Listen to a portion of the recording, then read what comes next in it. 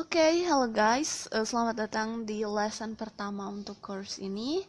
Kali ini aku bakalan jelasin hal-hal yang basic dulu deh tentang kolonialisme dan imperialisme. Oke, jadi ini dua term yang harus kalian pahamin sebelum kita berlanjut ke lesson-lesson berikutnya, materi-materi berikutnya yang lebih rumit mungkin.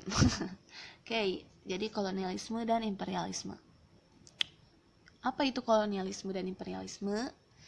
Kolonialisme itu berasal dari kata kolonus, bisa juga koloni, yang berarti artinya itu menguasai daerah pendudukan, bisa juga menguasai. Nah, jadi makna dari kolonialisme sendiri itu merupakan menurut Rohmadi adalah politik yang dijalankan mengenai suatu koloni, suatu daerah jajahan sebagai bagian dari imperium. Nah, tapi bisa diartikan juga kolonialisme itu adalah suatu usaha yang dilakukan oleh suatu bangsa untuk menguasai bangsa yang lain di luar wilayahnya sendiri. Jadi, paham ya sampai situ. Itu kolonialisme. Pastinya banyak dong tujuan-tujuan dari kenapa diadain kolonialisme. Bisa jadi mencari dominasi dari ekonomi, sumber daya alam maupun politik, atau mungkin ada anggapan yang berkembang di masa itu menganggap kalau bangsa yang melakukan kolonisasi itu ya lebih baik dari bangsa yang dikolonikan. Oke. Nah, yang kedua, term kedua itu imperialisme. Imperialisme itu berasal dari kata imperer yang artinya memerintah. Oleh karena itu, pengertian imperialisme bisa diartikan sebagai suatu perluasan wilayah atau daerah kekuasaan, baik dengan cara halus, seperti dengan kekuatan ekonomi, budaya, dan ideologi, ataupun dengan cara paksaan, dengan kekuatan bersenjata misalnya, yang dipergunakan untuk kepentingan sendiri, negara atau imperiumnya. Oke. Jadi bisa diartikan juga kalau imperialisme itu usaha yang dilakukan oleh suatu bangsa untuk memerintah bangsa lain di luar wilayahnya sendiri dengan berbagai cara. Dengan cara halus, bisa dengan paksaan. Dan imperialisme ini biasanya menyasar ke segala segi segala segi kehidupan gitu, aspek kehidupan, baik itu sosialnya, terus juga politiknya, ekonominya. Mungkin kalau kolonialisme itu lebih ke mencari rempah-rempah, tapi ketika itu masuk ke imperialisme, itu bisa diartikan kayak udah menguasai seluruh aspek kehidupannya, sosialnya, jadi rakyatnya jadi mengikuti kebiasaannya mungkin, atau jadi mengikuti kebijakan-kebijakan yang diperintahnya mungkin. Itu bisa diartikan sebagai imperialisme. Oke. Jadi hubungan antara kolonialisme dan imperialisme ini erat banget ya. Bangsa barat itu datang ke Indonesia karena pengen melakukan kolonialisme dan imperialisme gitu. Cuma demi mementingkan tujuan bangsa itu sendiri, nggak memperhatikan gimana penduduk yang dijajahnya gitu. Oke. Next, gimana proses masuknya kolonialisme di Indonesia? Jadi di awal kedatangannya ini bangsa-bangsa Eropa itu berkenalan dulu dengan penduduk pribumi, memperkenalkan diri sebagai pedagang yang ingin melakukan perdagangan di Indonesia. Tapi lama-kelamaan nih, para pedagang ini berhasil menguasai praktik perdagangan di Indonesia, dan mereka akhirnya melakukan ekspansi besar-besaran di Indonesia. Jadi gimana ceritanya bisa datang, kok bisa ada bangsa barat mengkoloni kita Indonesia? Ya karena ini alasannya.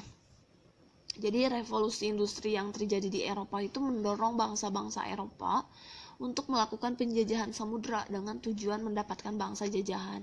Nah, jadi mereka awalnya kenalan dulu sama penduduk pribumi, mengenalkan diri sebagai pedagang gitu baik-baik, tapi lama-kelamaan malah dikuasain Indonesia ini sama mereka, dan udah Indonesia lost control, Indonesia nggak bisa berkutik, udah tanpa disadari gitu mereka udah dijajah gitu. Oke, dan kenapa bisa muncul kolonialisme di Indonesia. Ini ada beberapa latar belakang kenapa ada kolonialisme di Indonesia. Oke.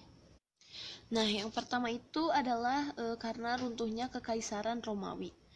Jadi Kekaisaran Romawi itu mengalami kejayaan di masa pemerintahan Kaisar Octavianus Augustus, di mana kekuasaan itu hampir meliputi seluruh Eropa, Afrika Utara, dan Afrika Barat.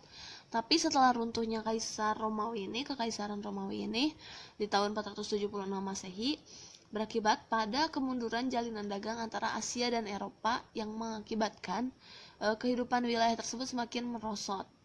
Nah, jadi setelah kejadian itu tatanan hidup bangsa-bangsa di Eropa jadi kacau balau gitu. Yang kedua, karena adanya perang salib atau perang suci. Perang salib ini merupakan perang yang melibatkan masyarakat dari Eropa melawan Turki Saljuk dan orang Arab. Perang ini disebut perang salib oleh orang Kristen dan perang suci oleh orang Muslim. Dan perang ini tuh berlangsung selama 200 tahun. Sampai terbagi menjadi 7 periode. Kenapa perang ini terjadi? Karena adanya perebutan kota Yerusalem.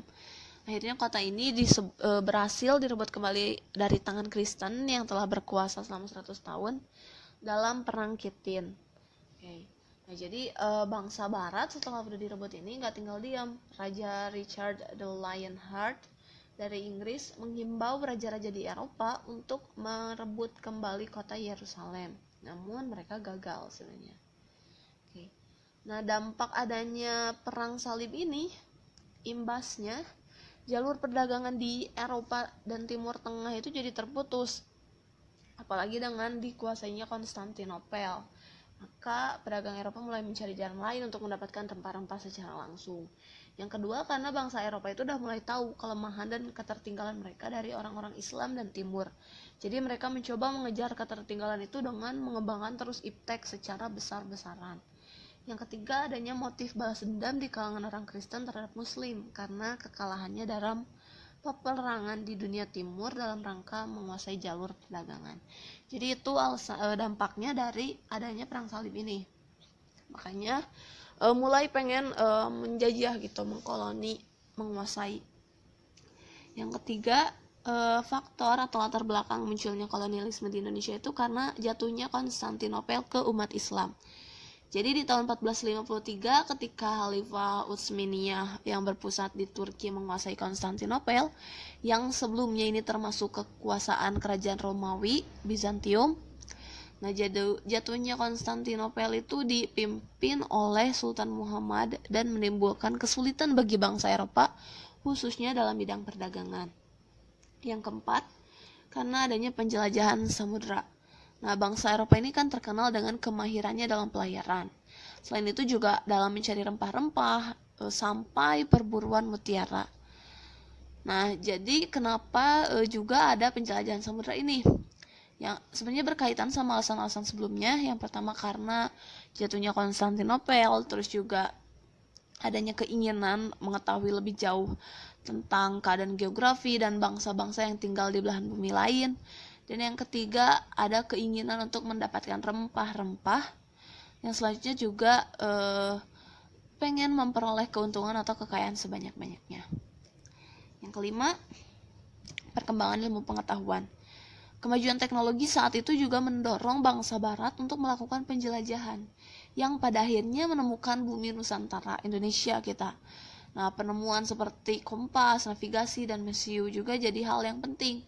Hal itu dibuktikan dengan ditemukannya benua Amerika oleh Columbus. Oke, jadi itu dia beberapa latar belakang kenapa bisa kolonialisme masuk ke Indonesia.